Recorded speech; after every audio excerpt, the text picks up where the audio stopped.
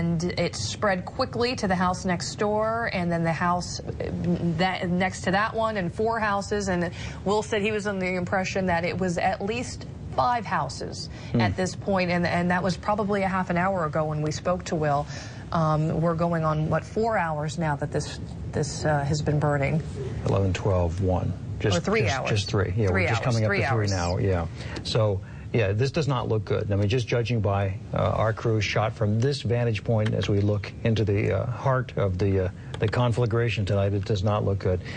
We'll keep following it for you, of course, and our crews are working to get some information. We have some that has come in just now from the Allentown School District. And this is interesting because people were asking about the Luis Ramos School. The district says that is indeed the school closest to the scene, and the district will make a decision in the early morning as to whether the school will be open. The administrators have wanted to see what the police and fire say, of course, and they don't even know whether they would be allowed to open the Ramos School tomorrow morning. So that's the latest we have for the school district. Maybe about 5 a.m. they're saying that they will issue some information about whether the Luis Ramos School will be open tomorrow. Yeah, obviously, even some people who live in that block have children who go to that school. It's only a block or 2 away from the scene, up there in the area of about 15th Street there on the corner, 15th and Allen, right around the area across the street from where the staging post, the command center is right now, right in that neighborhood.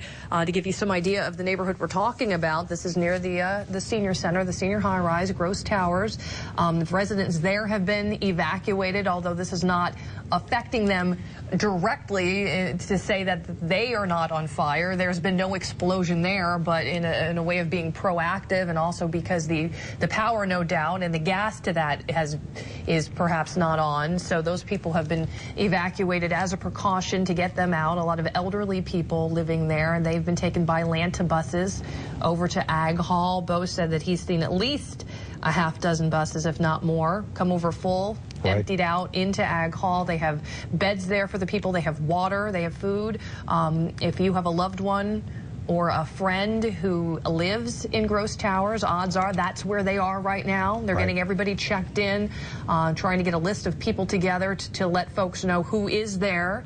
But right now it appears that no one has been from Gross Towers has been directly affected by this. Bo said he hasn't seen any injuries or anybody under any kind of duress. Basically, everybody is just over there filing in and just kind of riding this out right now at Ag Hall. Yep, a lot of frayed nerves, you might imagine. But Bo also said, by the same token, that spirits seem to be pretty good among the folks he's talked to over at Ag Hall, where the people have been evacuated to. This is kind of ironic, of course, and we've made note of this a couple of times, that this is not the first time there have been problems with the gas explosions in this part of town. There's in fact, the Gross Towers event itself, which was almost 17 years ago, just short of 17 years ago in the summer of '94.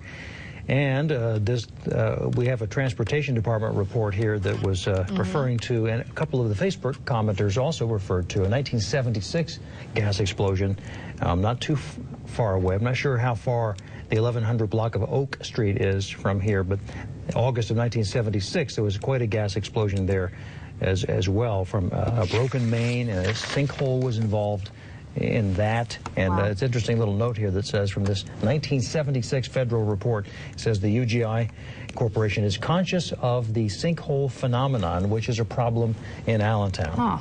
And of course, you know, I covered a downtown sinkhole problem where the corporate plaza building fell in. Exactly. So there is a geological concern about the city on the sinkholes that can crop up underneath. Now, we're not saying that we know that's what's happened in this case, that there was either a sinkhole that caused it or a sinkhole that resulted from it. Either one, we don't know. Exactly. Now, we've been talking about a flare-up that we've been seeing down there, and we have Will live for us once again down there. Will, what can you tell us? Well, Wendy and Rob, what I can say is that they're still working on that. As you can see, the crews, the problem that is coming out here, sometimes it seems like the crews have enough water, then you see the water die down. I know you saw in some of our video where it looked like the crews were wetting down a truck, but it was actually just water running down and them trying to get more water to it. The situation is still the same. They're still trying to make sure they get that gas line shut down, and right now, because we're about 2 blocks away on 14th and Allen, we don't really know what the problem is. Chief Shire from the Allentown Fire Department hasn't come back to be able to talk to us. What I can tell you is if we look over here, Albert, over to my left-hand side, they started setting up more tents. On these tents, they brought in some more heaters. They brought in some other stuff because, of course, with the temperatures, the thing that they want to do is keep these crews that's been working so hard for the last 3 hours, they want to keep them warm. They've already got the tents there with the cocoa, with heaters and anything else they can do to keep the firefighters that are working so hard warm right now. All right, well, we appreciate you out there. We're going to break away from you for just a moment because we're told we have the mayor on the phone right now. We're going to check in with Mayor Ed Pawloski now from the city of Allentown. Mayor, a lot of people are watching this right now, so what can you tell them? Well, you know, we have emergency plans that we have developed for this type of situation. They seem to be working well. We have a gas line that obviously has leaked and exploded. We have about 8 houses that have been involved with this particular disaster. We've evacuated the surrounding blocks just to be on the safe side to make sure that that gas leak doesn't spread. Right now, 8 houses are still engulfed in fire. UGI has tried to fill the lines to turn off the gas. They're right now working on the street. Hopefully, the gas should be turned off within the next hour, and folks can return back to their houses who have been evacuated. Right now, we have the city staff and the Red Cross that have helped folks who have been evacuated because of this disaster that have gone to Ag Hall. Those folks, hopefully, we can get home within the next couple hours. But it is a tough, rough night, and you know, our prayers are with the families who have been affected by this disaster.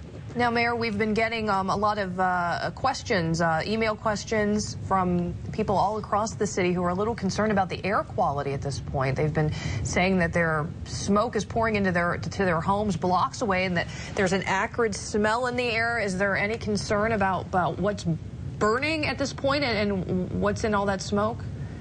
What's in, you know, I can't really attest to that except to say that I know what's burning is the houses. There's been, you know, because the gas lines have been inaccessible and they have not been able to turn off the gas at this particular point in time, firefighters are basically just dousing the fire with water and doing the best that they possibly can. Every single crew that we have in the city is out. We have Lehigh County Emergency Management, which has been able to pull in volunteer groups from across the area to man our own fire stations. And I know they're doing the best that they possibly can to put those fires out. But until the gas is actually turned off, they can't get into those houses to break down the fire. Mayor, we're gratified to know that we are finding lots of people have been safely taken to Ag Hall and perhaps to other places as well, and seem to be in fairly good spirits. But on the negative side, we're wondering about injuries. Have you heard about any official numbers of anyone, of folks injured? There obviously have been some injuries and possibly even some casualties. We won't get that official information until several hours from now. And I'm sure the fire chief will be updating everyone as soon as that information becomes available. All right. Have you heard anything? Just one more thing, Mayor, we'll let you go. Have you heard anything about the what seemed to be a growing concern here in the picture as we look at it up behind the MAB store and the flames intensifying? There seemed to be concern that Will Lewis told us that people might need to pull back more, that there was concern that something else might, the MAB or other buildings might also catch fire. Have you heard? I have not heard that, but again, like I said, what they're trying to do right now, their primary task is to try to contain that fire. It's very difficult because they can't actually get into the buildings until the gas is turned off to actually knock the fire down. And so what they're doing is basically trying to contain the fire to the block that has been affected. We've evacuated all the surrounding blocks. UGI is now digging up the street, working to actually turn off that gas valve. As soon as that's done, the firefighters can get in, knock down that fire, and which should alleviate a lot of the smoke, and address the initial question that you had just a few minutes ago about air quality. But you know, from what I understand, at this particular point, we won't have to evacuate any further blocks beyond what's already been evacuated. Hopefully, those folks, as soon as the gas is turned off, can get back to their homes, and we're hoping that that'll happen within the next hour or two. So, you know, they are doing the best they can under some very difficult circumstances. I think our staff have and all the folks who are assisting in this particular effort have done a great job. It's just a real tragedy, and one that happens this time of year. You know, when you have temperatures that that get cold rapidly and then thaw. This is the time of year when lines like this have a tendency to break, and unfortunately, when they do, you can have tragedies like the one that has occurred tonight. Yes. Mayor Pawloski, thanks so much for speaking with us for a few minutes, and hopefully we can touch base with you a little bit later in the morning. Sure. Thank you. Mayor Ed Pawloski, the mayor of Allentown, with the latest from the city. Some of the first official information that we have been able to get, because obviously the fire and police people are very, very tied up. But if I could recap it a little bit, every crew in the city is working on this fire, this disaster, as the mayor put it, this tragedy, as he also put it. He says the city's emergency plan seems to have been working pretty well, and that people have been moved out. The fire crews are working on it. 8 houses engulfed in flames. Wow. The numbers we knew were at least 5.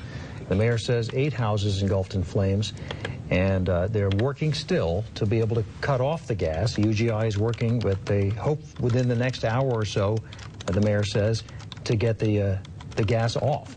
He also mentions the people evacuated in the blocks around that, and says that he believes no further evacuations will be needed, and hopefully within a few hours we'll know whether people can go back to their homes. Right, and just in the time we've been out here watching this shot right here has changed several times. From the point where it was just some flames in the distance behind the MAB paint store, but you could see up that street. In fact, Will was even up that street himself, and so were several other onlookers up that street. You could see the debris. Since then, the smoke cloud has just filled up. You can't even see that there are houses back there at this point. And here, you can see the difference between, that's the basically the exact same vantage point, and you can see how that smoke has filled up the nighttime sky down there, right in that vantage point there. And Will said it appears that it is spreading, because as the mayor mentioned, the fire crews can't get into those houses until the gas line is shut off, and UGI right now is doing what they can, but he said it'll probably be at least another hour or so before that can happen, which obviously isn't good news for the people who live in that block for so many reasons, because in this time we've seen it spread from 2 homes basically to 8, and in another hour, who knows if it would spread even further. It's there'll be a lot of speculation, and of course involved investigation about what led to this. The mayor alluding to the fact that at this time of year you sometimes have this kind of thing happen with drastic swings in temperature, causing gas pipes to perhaps crack and break. Right. And I guess maybe just to point out in connection with the past incidents that in the case of 1976, there was mention of a sinkhole, and I did not want to imply that in the case of the Gross Towers blast in 1994 that a sinkhole was involved there. If memory serves, some work crews possibly set that off with work in front of the building. In this case, we don't know. Obviously, you heard the mayor, what he had to say just a few minutes ago. They'll be trying to figure out, of course, as time goes by, what did cause that. And perhaps it was indeed just a function of a crack in an old pipe. Some of the gas pipes that run underneath the city are old pipes. And perhaps with the change in temperature, we had a crack. Who knows? They'll be working on that. and they're still working to try to get the gas cut off, which is, exactly. The mayor referred to the pipes underground being inaccessible because of the burning, and I assume that that has a lot to do with why this is such a prolonged project to be able to get the gas turned off. Right, and even though we haven't gotten any official word, as you mentioned, on injuries, he said that he knows there have been some injuries and possibly even casualties, which is what we were hearing from some neighbors in that block. They're right. concerned that there was an older couple that lived in that house where that explosion originated. People had seen them go into that house earlier in the night, and they're concerned that they were in the house when the explosion happened, and nobody knows if they were able to make it out at this point. And however, people in that block say most of the people, from what they could see, were emerging from their homes through windows in some cases, with only the shirts on their back, but they were able to get out, and which is, when you look at these pictures, miraculous in some ways that so many people were able to walk away from this. Boy, that's true.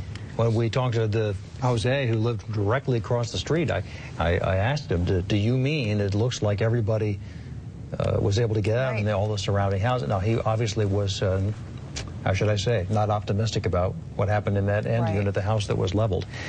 But as far as the other houses are concerned, including those that are now burning as an inferno, 8 total homes involved and engulfed in flames. Wow. The folks evidently, well, to our knowledge, were able to get out of those homes. And we have many references on our Facebook pages to the situation, to the past explosions, and just to a number of people saying, you know, we're praying for the folks who live there. We know those folks. One says also praying for their son and his family. And so there's obviously a lot of concern about what has happened there. And now we're looking at that live picture down in the right-hand corner again. You can see the smoke. It was very smoky. You could hardly see earlier. Some of that seems to be clearing away. Hopefully that's a good sign as to maybe they're able to get a leg up on this at this point, because you can see the shots earlier up in the upper left-hand corner, and there was a lot of smoke, and it seems like maybe things are starting to go in the good direction, that maybe the firefighters are starting to get the upper hand on this. Yeah, let's hope. And we're just now hitting 2 a.m. We're hoping for an update soon from the fire department. They have a command center set up there on Allen Street. If for some reason you just happen to be cruising by at 2 a.m. and you see us on the air with 69 News, that's because of a massive explosion that shook Center City, Allentown tonight at about 10:45. It felt all over downtown, felt even in other parts of the city, felt in Bethlehem and the northern suburbs.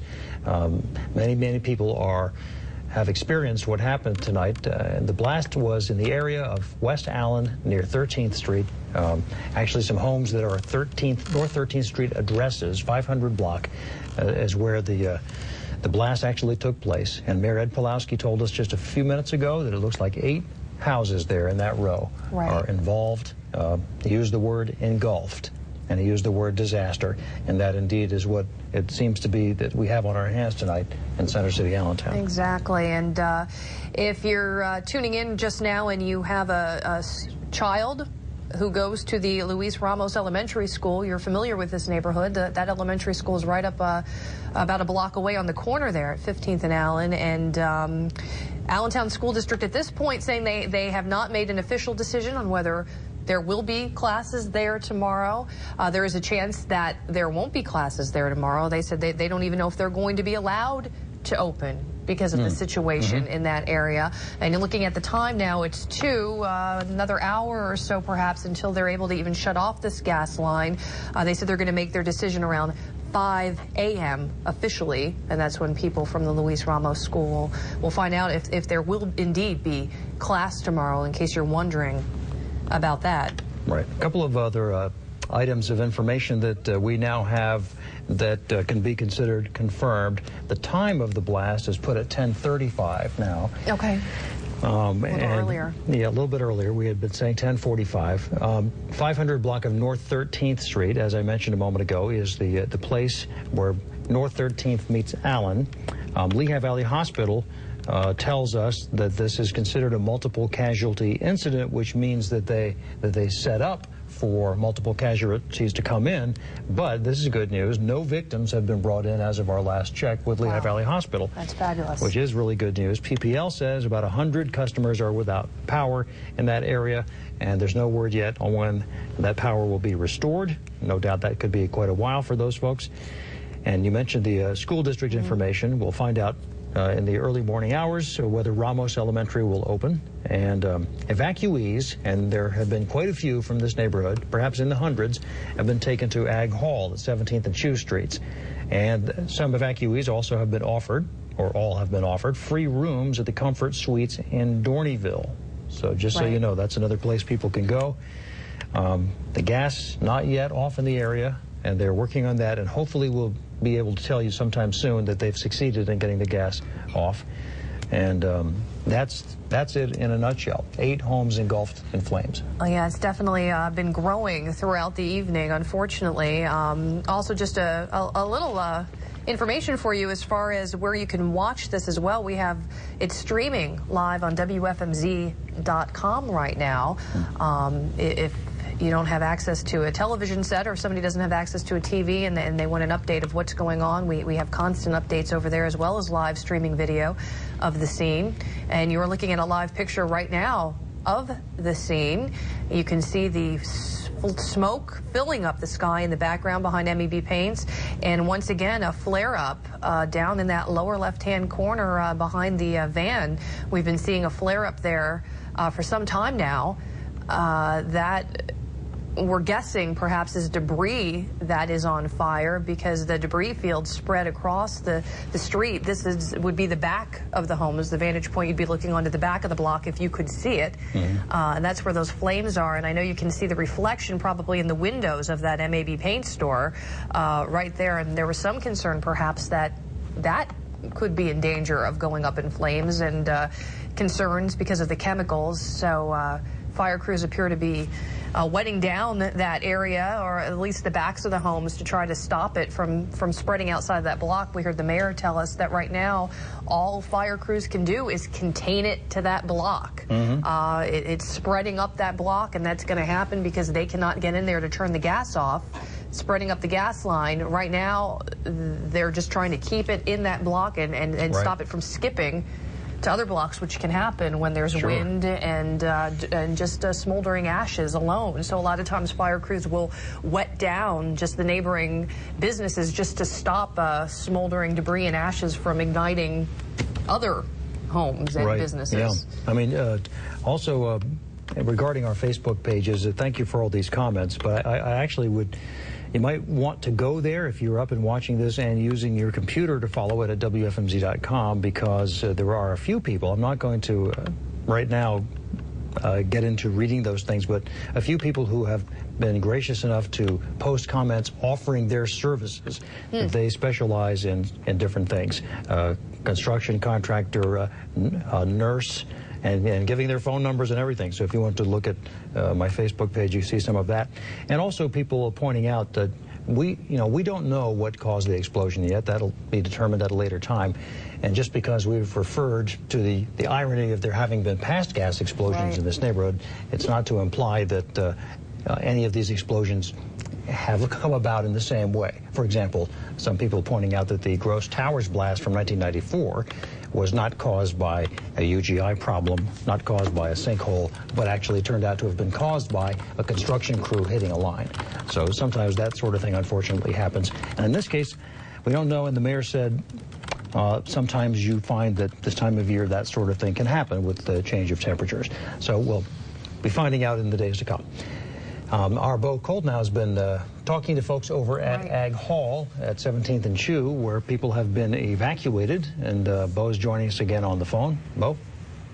Hey, Robin, Wendy. Yeah, I made it inside Ag Hall, and when I spoke with you guys about a half hour ago, I had mentioned that there wasn't a phone number that people could call yet to see if a loved one had been taken to Ag Hall. I'm inside now. I would probably say there might be between 75 and 100 people here, mostly from Gross Towers. Just about everybody here is a senior citizen. Although the good news is everyone here, Robert, Wendy, really, really great spirits. I mean, you know, I think we've been talking about it throughout the night that this has been a situation where people have just been helping people. And I was talking with some neighbors in the area who just, they were around, they got on the bus, they just wanted to help out. And so they were just, you know, getting on the bus with these people, helping them into Ag Hall. City Councilman Mike DeMoore is here. City Councilman Peter Schweier. They're both here. They're passing out water. They're passing out food. They're just making sure that everyone's spirits are high because, again, we don't really know how long everyone is going to be here tonight. Now, Ag Hall, there is a contract with the county that whenever an emergency happens is that this is where people are taken in case of shelter is needed or triage is needed. I was just told that cots are being set up in the room adjacent to this one. Now, whether or not those are going to be used tonight, that's still up in the air. But, you know, it's 2 o'clock in the morning, and it doesn't look like anyone is going to be leaving from this hall soon unless they go with a family member. But, again, everyone here, the spirits are high. People are drinking water. They're drinking coffee. They have hot dogs and so forth, which is the good news. You know, people are still wondering exactly what happened. And again, like you guys said, those answers will come at another time. But all in all, high spirits here at Ag Hall, guys. Yeah, good to hear that. Good to hear that. Thanks, Bo, for the update on that. Bo Koltnow reporting, and our crews have been doing a yeoman's job since they went out there just after the explosion at 10:35 tonight. And we've been able to bring you these live pictures and lots of both video and still shots on the air and at WFMZ.com. And we appreciate the many of you who have sent us emails and comments and have sent in pictures to us as well. The picture on the lower right, just so you're reminded, is a live picture. You see the crews still assembled there, smoke and flame still from behind that MAB store, from those homes that are burning in the 500 block of North 13th Street in Allentown following the explosion at about 10:35 tonight. And it's just been quite a scene and quite an ordeal for so many people. Yeah. The mayor says there no doubt have been some injuries, but there are no confirmed numbers that we can tell you about that. He says possibly casualties. Again, we don't know. Of course, the neighbors have been telling us, and you've heard some of those conversations on the air with us tonight of their concern about the folks who lived in that house that was leveled. I know, and some amazing stories coming out of this. Like the one neighbor we spoke with who was just going to sleep, just dozing off, and her ceiling caved in on her and on her husband, and she thought her ceiling fan just fell down for some odd reason, and the next thing she knew, she heard banging on her door, which kind of ties in with Jose's story, the neighbor across the street who we also spoke with, who said he ran out and started banging on neighbors' doors, and he had to go out through his window because the explosion shook that block so much so that people's doors couldn't open. Their foundation shifted, their door frames cracked, and they couldn't get out of their doors. Luckily, they were able to make it out of their windows, and he said he helped several people in the neighboring home come out through their window. And these people telling us stories how basically they just were running out into the cold with a shirt on their back. Anything they could do to get out of there and get their families out and run. And it's neat to hear some of those stories. I mean, this is truly, as Mayor Pawloski said, a tragedy and a disaster for the city, but a lot of stories of people jumping into action. And by the time Karen Grabowski, the woman who had the ceiling cave in on her in her bed, by the time she got up and got down the stairs, people were already pounding on her door and helping her and her husband to get out through the front window. Right. And there's a lot of times we see that in tragedies like this, it brings out the best in folks, which is so nice to see. And then the city of Allentown definitely stepping up with Bo saying city council members down there out of bed helping hand out water and taking care of the seniors down there at Ag Hall and just to make sure that everybody's okay and comfortable at this point, because they have cots up, and we're talking about some people in their 90s.